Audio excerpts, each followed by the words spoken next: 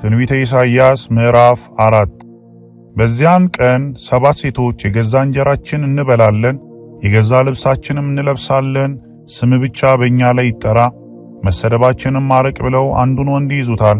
በዚያን ቀን የእግዚአብሔር ቁጥቋጥ ለጌጥና ለክብር ይሆናል። ከእግዚአብሔርም ወገን ላመለጡ ሰዎች የምድሪቱ ፍሬ ለትምክትና ለውበት ይሆናል።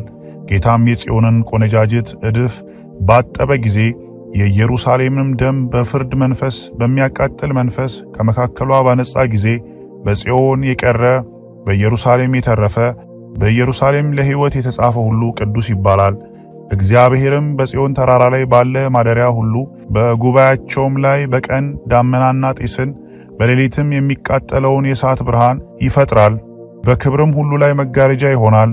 በቀን ከሙቀት ለጥላ ከአውሎ ንፋስና ከዝናብም ለመጠጊያና ለመሸሸጊያ ጎጆ ይሆናል። ትንቢተ ኢሳይያስ ምዕራፍ 5 አሁን ስለ ወዳጄና ስለ ወይን ቦታው ለወዳጄ ቅኔ እቀኛለሁ። ለወዳጄ በፍሬያማ ኮረብታ ላይ የወይን ቦታ ነበረው። በዙሪያውም ቆፈረ፣ ድንጋዮችንም ለቅሞ አወጣ፣ ምርጥ የሆነውንም አረግ ተከለበት፣ በመካከሉም ግንብ ሠራ። ደግሞም የመጥመቂያ ጉድጓድ ማሰበት፣ ወይንንም ያፈራ ዘንድ ተማመነ። ዳሩ ግን ሆምጣጣ ፍሬ አፈራ። አሁንም እናንተ በኢየሩሳሌም የምትኖሩ የይሁዳ ሰዎች ሆይ በእኔና በወይኔ ቦታዬ መካከል እስኪ ፍረዱ። ለወይኔ ያላደረግኩት ከዚህ ሌላ አደርግለት ዘንድ የሚገባኝ ምንድን ነው? ወይንንም ያፈራል ብዬ ስተማመን ስለምን ሆምጣጣ ፍሬ አፈራ? አሁንም በወይኔ ላይ የማደርገውን እነግራችኋለሁ። አጥሩን እነቅላለሁ፣ ለማሰማሪያም ይሆናል። ቅጥሩንም አፈርሳለሁ፣ ለመራገጫም ይሆናል። ባድማ አደርገዋለሁ፣ አይቆረጥም፣ አይኮተኮትም። ኩርንችትና እሾህ ይበቅልበታል። ዝናብንም እንዳይዘንብ ዳመናዎችን አዛለሁ። የሰራዊት ጌታ የእግዚአብሔር ወይን ቦታ እርሱም የእስራኤል ቤት ነው። የደስታውም አትክልት የይሁዳ ሰዎች ናቸው። ፍርድን ተስፋ ያደርግ ነበር፣ እነሆም ደም ማፍሰስ ሆነ። ጽድቅንም ይተማመን ነበር፣ እነሆም ጩኸት ሆነ። ስፍራ እስከማይቀር ድረስ እናንተም በምድር ላይ ብቻችሁን እስክትቀመጡ ድረስ ቤትን ከቤት ጋር ለሚያያይዙ እርሻንም ከእርሻ ጋር ለሚያቀራርቡ ወዮላቸው። የሰራዊት ጌታ እግዚአብሔር በጆሮዬ እንዲህ አለ፣ በእውነት ብዙ ታላቅና መልካም ቤት ባድማ ይሆናል፣ የሚቀመጥበትም አይገኝም። ከወይኑ ቦታው 10 ጥማድ በሬ ካረሰው 1 የባዶስ መስፈሪያ ብቻ ይወጣል። 1 የቆሮስ መስፈሪያ ዘር 1 የኢፍ መስፈሪያ ብቻ ይሰጣል። ስካርን ለመትከል በጠዋት ለሚማልዱ የወይን ጠጅ እስኪያቃጥላቸው እስከ ሌሊት ድረስ ለሚዘገዩ ወዮላቸው። መሰንቆና በገና ከበሮና እምቢልታም የወይን ጠጅም በግብዣቸው አለ። የእግዚአብሔርን ሥራ ግን አልተመለከቱም፣ እጁም ያደረገችውን አላስተዋሉም። ስለዚህ ሕዝቤ ወደ ምርኮ ሄዱ፣ ጌታን አላወቁም። ከበርቴዎቻቸውም ተራቡ፣ ሕዝባቸውም ተጠሙ። ሲኦልም ሆዷን አስፍታለች፣ አፏንም ያለ ልክ ከፍታለች። ከበርቴዎቻቸውና አዛውንቶቻቸው ባለጠጎቻቸውም ደስተኞቻቸውም ወደ እርሷ ይወርዳሉ። ሰውም ይጎሳቆላል፣ ሰውም ይዋረዳል፣ የትዕቢተኞችም ዓይን ትዋረዳለች። የሰራዊት ጌታ እግዚአብሔር ግን በፍርድ ከፍ ከፍ ብሏል፣ ቅዱሱም አምላክ በጽድቅ ተቀድሷል። የበግ ጠቦቶች በማሰማሪያቸው ውስጥ ይሰማራሉ፣ እንግዶችም የሰቡትን ባድማ ይበላሉ። በደልን በምናምንቴ ገመድ ኃጢአትንም በሰረገላ ማሰሪያ ወደ ራሳቸው ለሚስቡ እናይ ዘንድ ይቸኩል። ሥራውም ያጥፋን እናውቃትም ዘንድ የእስራኤል ቅዱስ ምክር ትቅረብ ትምጣ ለሚሉ ወዮላቸው። ክፉም መልካም መልካሙንም ክፉ ለሚሉ ጨለማውም ብርሃን ብርሃኑንም ጨለማ ለሚያደርጉ ጣፋጩን መራራ መራራውንም ጣፋጭ ለሚያደርጉ ወዮላቸው። በዓይናቸው ጥበበኞች በነፍሳቸው ማስተዋዮች ለሆኑ ወዮላቸው። የወይን ጠጅ ለመጠጣት ኃያላን የሚያሰክረውንም ለማደባለቅ ጨካኞች ለሆኑ በደለኛውንም ስለ ጉቦ ጻድቅ ለሚያደርጉ የጻድቁንም ጽድቅ ለሚያስወግዱ ወዮላቸው። ስለዚህ የእሳት ወላፈን አርሚያን እንደሚበላ እብቅም በነበልባል ውስጥ እንደሚጠፋ እንዲሁ የእነርሱ ሥር የበሰበሰ ይሆናል፣ ቡቃያቸውም እንደ ትቢያ ይበተናል። የሰራዊት ጌታ የእግዚአብሔርን ሕግ ጥለዋልና የእስራኤልንም ቅዱስ የተናገረውን ቃል አቃለዋልና። ስለዚህ የእግዚአብሔር ቁጣ በሕዝቡ ላይ ነዷል፣ እጁንም በላያቸው ዘርግቶ መጥቷቸዋል።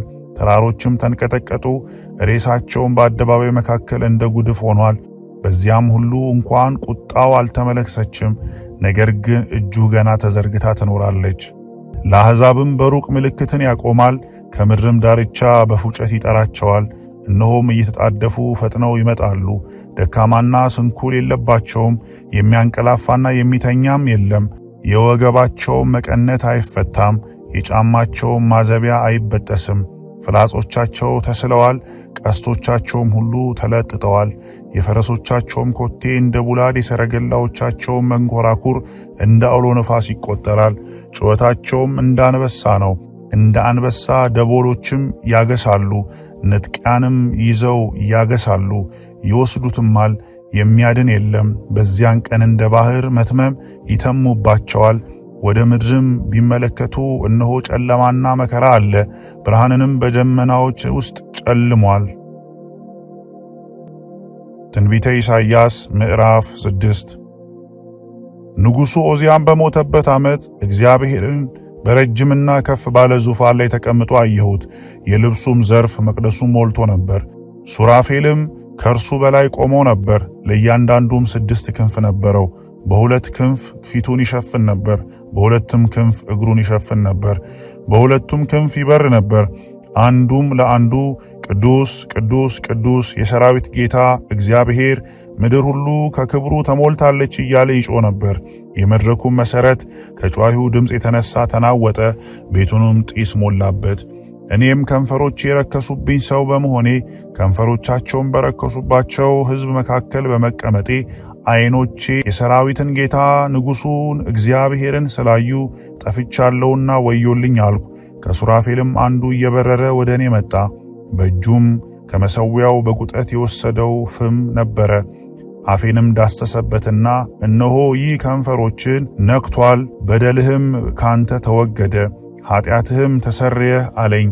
የጌታንም ድምፅ ማንን እንላክ? ማንንስ ይሄድልናል? ሲል ሰማው። እኔም እነሆ እኔን ላከኝ አልኩ። እርሱም ሂድ፣ ይህን ሕዝብ መስማትን ትሰማላችሁ አታስተውሉምም፣ ማየትንም ታያላችሁ አትመለከቱምም በላቸው። በዓይናቸው እንዳያዩ በጆሮአቸውም እንዳይሰሙ በልባቸውም እንዳያስተውሉ ተመልሰውም እንዳይፈወሱ የዚህን ሕዝብ ልብ አደንድን፣ ጆሮአቸውንም አደንቁር፣ ዓይናቸውንም ጨፍን አለኝ።